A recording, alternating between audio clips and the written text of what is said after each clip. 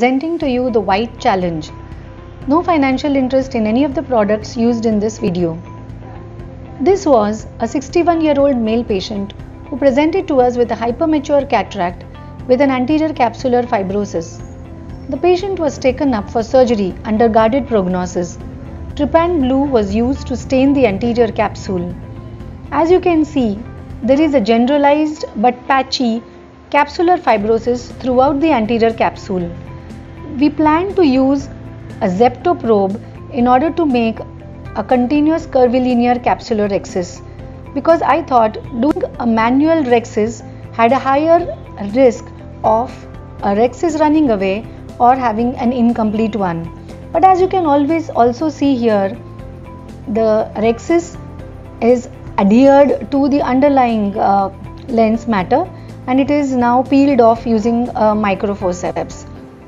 We now try to dissect underneath the anterior capsular rim. As you can see, there are a lot of adhesions to the underlying area, and we also saw as we were dissecting it out bluntly with the iris repositor that there was a membrane on the surface of the lens, as you can see here, and that was being dissected out. Now we decided to cut off this membrane so that we could have direct access to the lens underneath. Now we used micro scissors from the side port, and holding it with the microforceps, we managed to remove the entire membrane, as you can see here. And now we had exposed the nucleus so that we can go ahead with the phacoemulsification.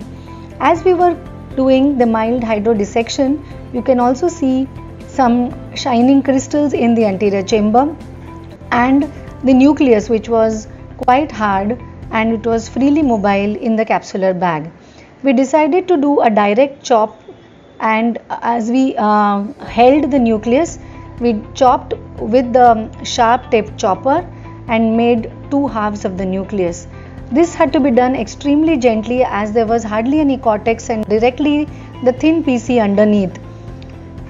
Each of the nuclear fragments were then held firmly with a high vacuum, and using a good OVD of chondroitin sulfate and sodium hyaluronate, we gently went ahead and completed the phacoemulsification, taking care to protect the corneal endothelium as well as to protect the posterior capsule underneath. Care was taken to prevent any surge so as to prevent any posterior capsular rupture. Now the irrigation and aspiration was done, but was hardly any cortex, and as you can see, we tried to clear off as much as the peripheral undersurface of the anterior capsule as well. A single piece hydrophilic intraocular lens was then inserted and implanted into the capsular bag. We tried to pull off some of the tags, as you can see here, but the entire capsular bag was getting pulled, so we decided against it. There were a few stuck areas of cortex that were coming out from the sides, and that was easily cleared out from all the underneath the areas of the iris as well as from the periphery of the capsular bag. Once all this cleanup was done, the irrigation and aspiration was completed. As you can see, there is a thick sheet of cortex which was there in the periphery and was almost hiding underneath the iris. So once that cleanup was done, we decided whether we could have a last try and clean up the membrane that was there in the periphery.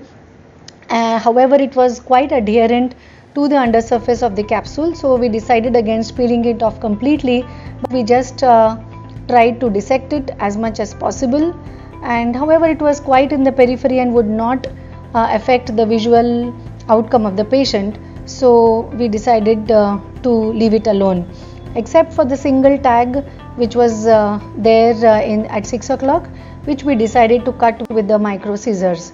So once that was done completely, we washed off all the viscoelastic, centered the lens. As you can see, the edge of the rhexis was quite strong, and final stromal hydration was done. Next day post-op, patient was 6-9 unaided and very happy, and we were happy for the patient as well with the good visual outcome. Thank you so much, friends.